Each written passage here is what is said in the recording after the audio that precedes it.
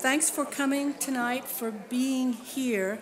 We are going to celebrate Richard Leacock's contribution to the world of documentary film, particularly direct cinema. And I am going to ask the first question, and then we can have they can have a conversation amongst themselves. So the first question is, can you share the singular experience you had with Ricky Leacock that you remember till this day? Victoria, you want to start? Oh, no, not really. Our father passed away, Robertson, well, Ricky was all of our fathers in some way, but anyway, he died in March this year, so it's still new position for some of us to be speaking for him or about him in this particular way. So it's a poignant night, and we're glad you're sharing it with us. I'm not sure what my singular moment with my dad was, but I think the thing that lives in me in particular is this idea that the truth of what happens in front of a camera, or the truth of what happens in an important moment, is much more interesting than any ideas that you could lay on it.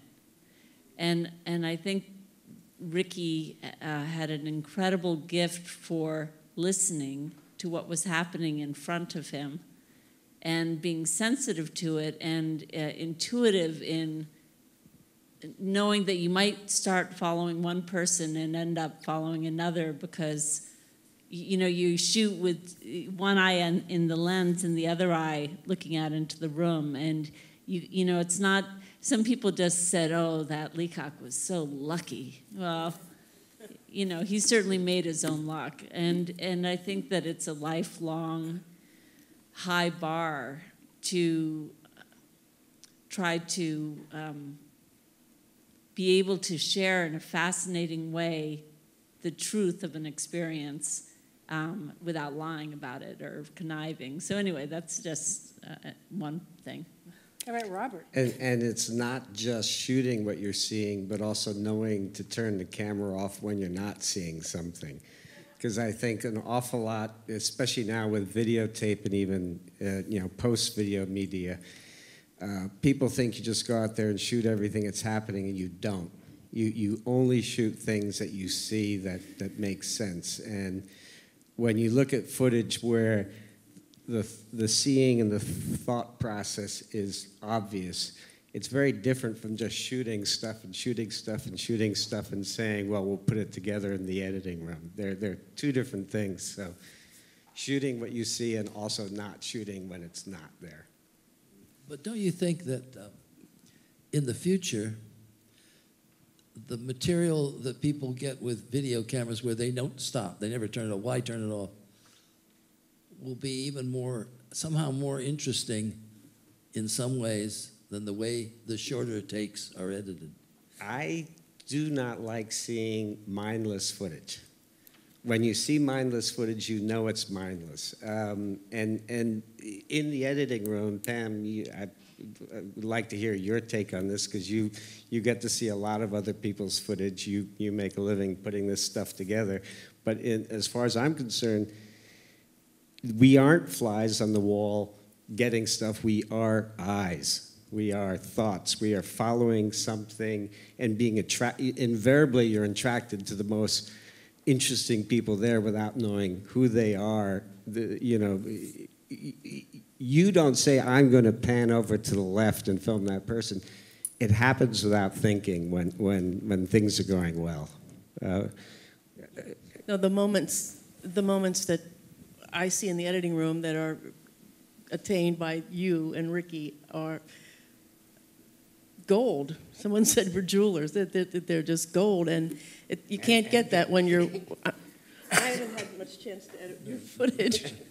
We're greedy and edit our own. We never share. Yeah, no, but otherwise you just get wallpaper.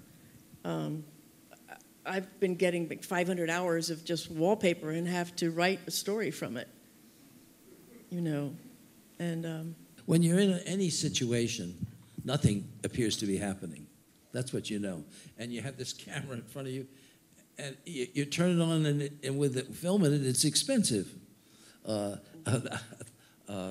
We got about 10 minutes on a roll, and that cost us $300 or $400 to have product. So in those years. You thought, well, I better be careful. I'll be protective. And so the question is, while you're watching this non-taking place scene, you think, well, I should be figuring out what we want, how we want to proceed, how we want to edit it. But you know, that's hard to do when you're filming. When I'm in the camera, I'm not thinking that way. I'm not thinking at all, I don't think. I think I'm just, I'm like a cat, you know, watching out the window. And whatever happens is what I'm watching. You aren't thinking, and that's what makes you so great, because you aren't saying, okay, I'm going to cut this with that. You are also, as you're following something and capturing these things, you do have a little bit in the back of your brain saying, well, this is really working nice. It'd be great to get some cutaways for this, or maybe you have a second camera. But you really do, you aren't thinking. You get in sync with it. And that's why I say when you fall out of sync and nothing's happening, put the camera down. I shot with him in Siberia, one of his last films, A Musical Adventure in Siberia with Sarah Caldwell, and it was the first time I was shooting with Dad, and you know, I grew up in the video tradition, and I do shoot too much, and I hadn't taken to heart Dad's rule that, because you know, video did change things for everyone, and they were all shooting a lot more, and he made a rule that whatever you shot that day, you had to look at that night. And no so high you're not speed. going to shoot 8 hours during the day and then spend 8 hours at night. You know, you shoot 2 hours at most, or an hour.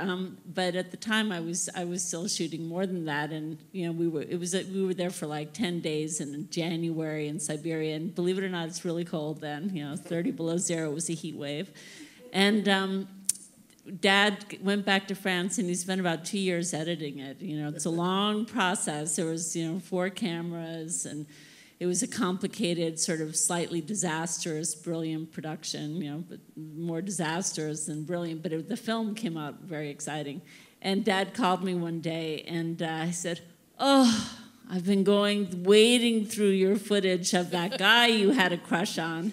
And it's true, I did film a lot of this guy. He said, I never wished more that you were gay. Because there were so many beautiful women there that you could have photographed instead of the bald guy. And you know, it was a good lesson, you know, about, you know, whatever. You are your father's daughter. Yes, I am my father's daughter. Oh, I met Ricky when my best friend was hired to be his assistant at MIT when he first went up there to start the film department. And I got into film through Ricky because the three of us had dinner at his house almost every night. And he was a gourmet cook, a fabulous cook. People came from all over the world to visit him. In fact, one time Germaine Greer came, and she was just a riot. I couldn't believe she was actually there. But Jane Weiner was doing a documentary of Ricky at the time, which is a fabulous documentary that she's finishing at the moment, we hope. And she asked me to do sound recording at dinner. She was filming him. And she passed me the mic and said, record sound. And I said, I've never done this. I don't know how. She said, here, I'll show you. So she showed me, and then I did sound with her the rest of the time that she was there. And then Ricky asked me to do sound with him when he was hired to do a film on the Gardner Museum in Boston. And then he said, do you want to edit it? And I said, sure. What's that? He said, so he showed me how to use the cam, and came up with some fabulous moments, and that was how I got into it. We edited it across the whole year, so there were vacations, and there was summer, and the film was getting shorter and shorter as trims were getting lost. And then I found out about edge code, and I said, Ricky, why didn't we code this? He said, it's a waste of time. It's a penny a foot. Too expensive. Anyhow, the film got done, and it's a wonderful film. Yeah, actually, it my first summer right before college, I would go up to Leacock Pennebaker on 45th Street, 56 West 45th Street, 9th floor. And I was using their offices to try to get summer work. And Penny... also going after our girl editors, I believe. I was probably chasing some of the girl editors too. But yeah, after the third day of kind of Pennebaker watching me make these calls, he said, "Why don't you work here?" So actually Pennebaker got me into film, thank God. And then later that summer, I went off with Ricky and Nell Cox to do the Van Cliburn special in Interlochen, Michigan, so I kind of fell into it through nepotism, obviously, and Penny's good graces. But I love working with Ricky. On Monterey Pop, I was Ricky's sound man. I think I learned an awful lot taking sound with Ricky, which was great fun. And then when I started shooting, there were a couple of times where we shot things together, and that was great fun. Yeah. Do you remember when we went up there in the airplane? We hired a small airplane to take us up there. I don't know why. It seemed like a good thing to do to save money. And we had all our equipment, and we had big tripods because we were going to shoot a concert.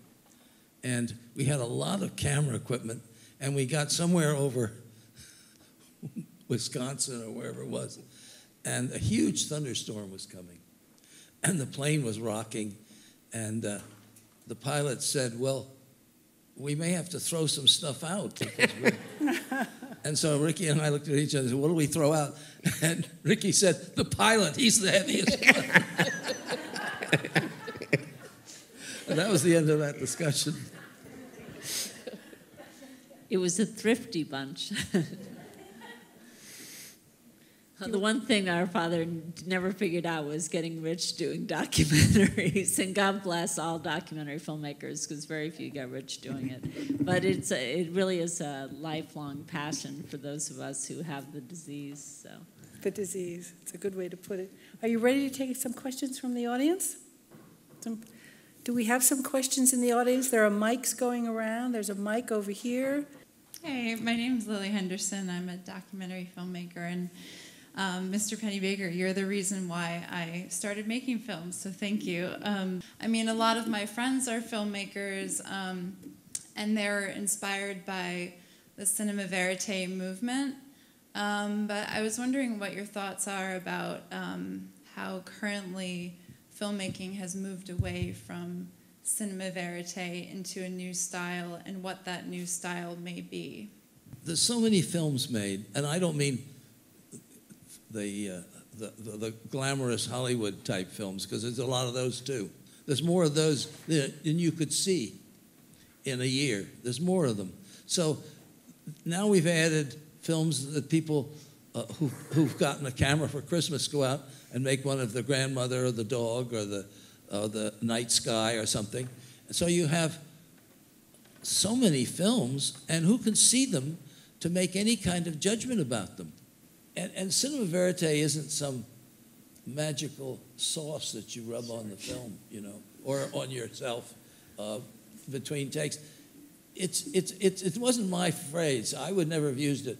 Jean Rouch made it up to define what he was doing, which was so far from what we were doing. I mean, they were actually putting the camera on the hood of a car, and three of them would then push the car. That was how they get their traveling shots. So it was really, it was not what we were doing.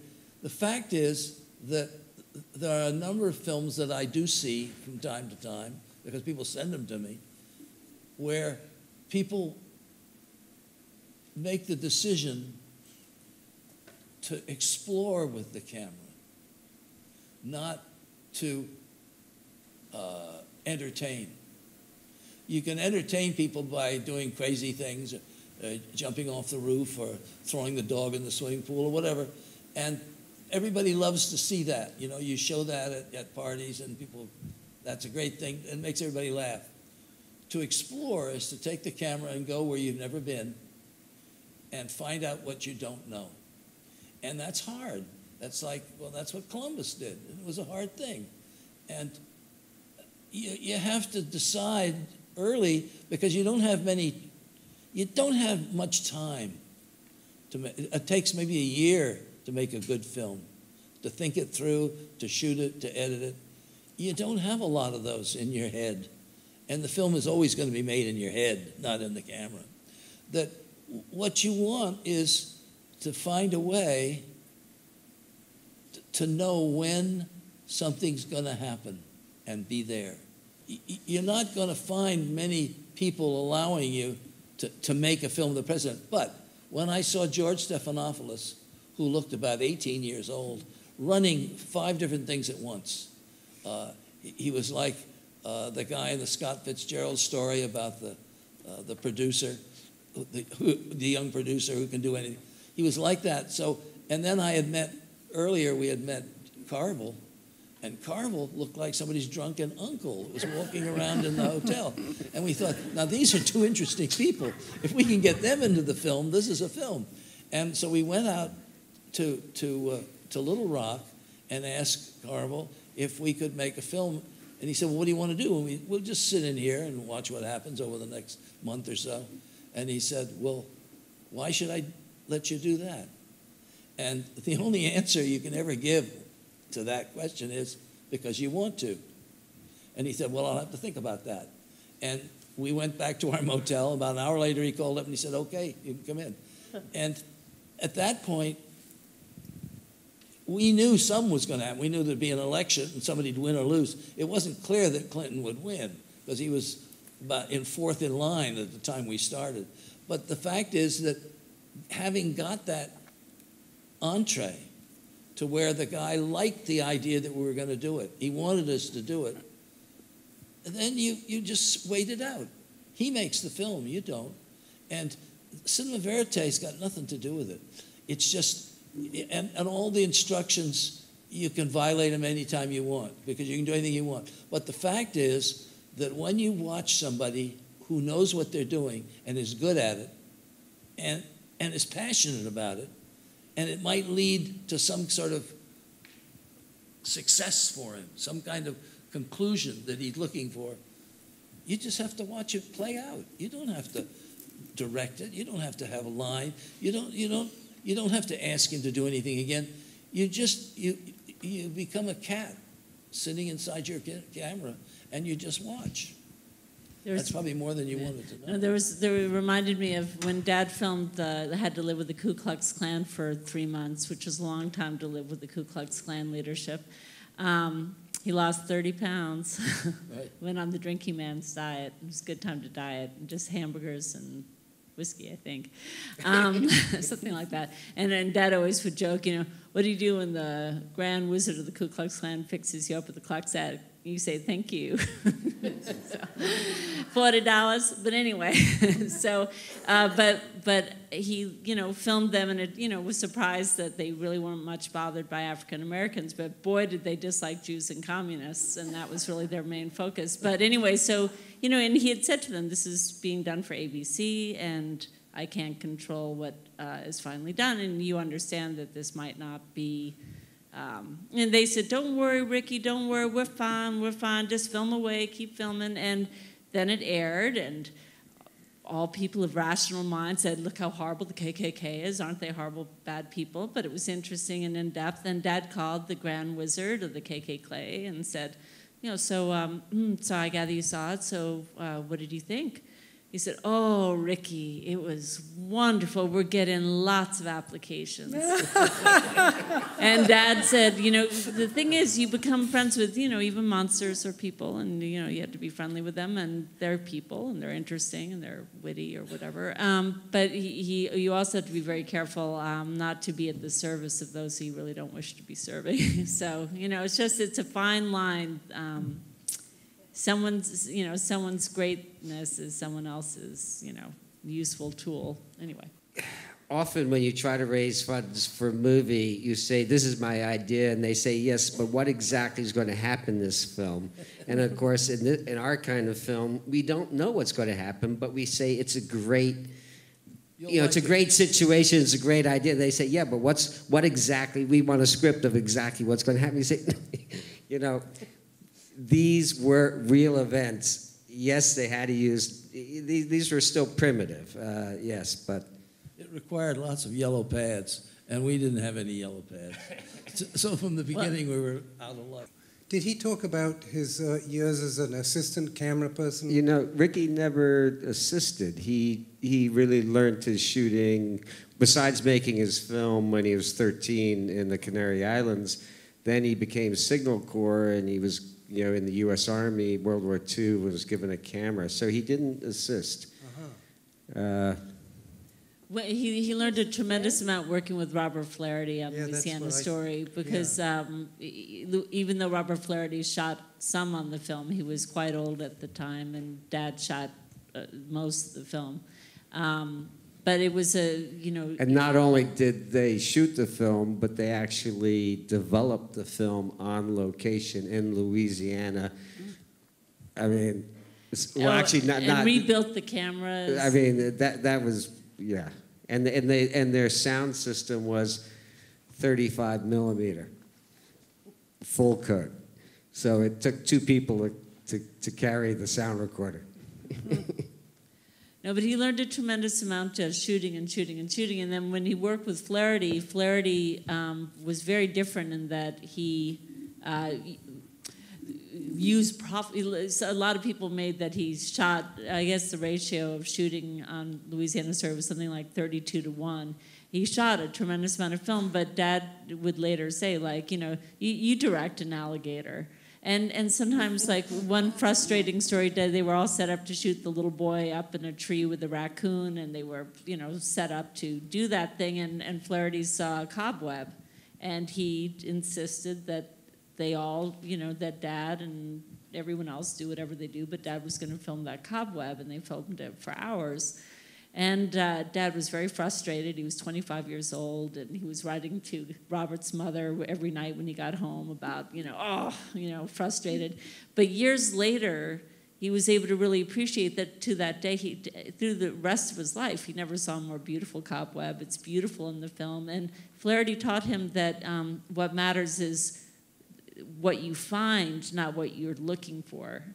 You know, you have to really see what is in front of you and capture that. And it really changed Dad's life, I think, because he was going a little bit more towards a traditional film career, and I think that experience just opened up what filmmaking could really be, you know. And then he already had his own desire to share experiences. Like, he made his first film when he was 13 because he wanted the boys in the British boarding school to know what the Canary Islands, where he grew up until he was 8, he wanted to share what that exotic, crazy place was like with, you know, the cold chilblains of British school. Anyway. Great. There's some other questions there in the audience? Do I see any hand? There's one right here. Thank you. My name's Kenny. I'm also a filmmaker. I also teach documentary film, and one of the tasks that I'm required to do is to get my students to write a treatment. I'm sure that none of you ever had to do that. And the more I hear you talk, the more I'm thinking that my course is kind of useless because maybe it destroys the spontaneity of the sort of filming that you have done throughout your lives. I just would love to know what you think about that. It's kind of necessary today for grants and raising funds and that kind of thing. And all my students coming to class not understanding how much writing actually goes into film. These days, I'm not so sure it's true of the work that you have done, so I would love your comments on that. Ricky always, I think his line was, you know, if you're going to compose a concert, you don't have to write it out first. It's music. So if you're going to make a film, why do you have to put it on paper first?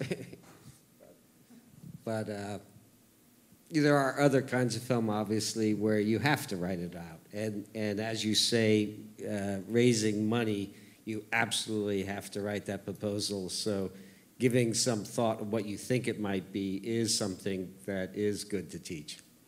Because raising funds is very difficult. Also with these films, there was a lot of, Bob Drew certainly was writing treatments, and, if you're going for the story of what Crisis is, you can predict many elements of what actually occurs. Maybe you can't predict whether Wallace is going to go to jail or not, or whether someone's going to get hurt or not. But you know that, there's going to be a confrontation and there's going to be meetings that are, so anyway, I think you're not harming students by having them write. It's good for them. One of the great things about working for Drew, though, you just have to go in and tell him why you wanted to do a film and why it was a good idea, and you didn't have to have anything on paper. But you were usually covering an event of some sort, though, weren't you? No, so that no matter... not really. For instance, Synanon, the first one that the serious one that I did, took place at a house full of dope fiends in Santa Monica. And originally, Drew said later he thought that we were going to go out and interview all the neighbors to see what they thought of having all these dope fiends in their neighborhood. And I said, Bob, that's the worst idea I ever heard. Because the minute we got there and hung around, dope fiends, whatever their past lives were the most fascinating people I've ever run into. And we hung around that house maybe for 2 months. And that was where the film came, was watching what happened in that house. Because the law of the house was, unlike prison, you could leave any time you wanted, but you could never come back. Just one more question, if we have one. There's a question here. Just. Where can we get the book? How can we get Oh, the way to get the book is you could Google Richard Leacock and memoir, and you could also go to canarybananafilms.com, or richardleacock.com will lead you to it. richardleacock.com is a good way. And if the Richard Leacock you Google is a handsome young African-American actor, that's the wrong Richard Leacock. But he's a Facebook friend of mine now, so that's good. But anyway, we own richardleacock.com, so that's okay. Part of the Leacock family is in Barbados, so there are actually quite a few black Leacocks. I was once checking in at Kennedy, and the sky cap said, Robert Leacock. I'm Robert Leacock. And I said, You're from Barbados. He said, yep. Anyway, now we're all Leacocks tonight. In honor of Dad, we salute you. I hope he's here with us, and I hope he cooks for you sometime in your future travels. Yeah. Sure he is.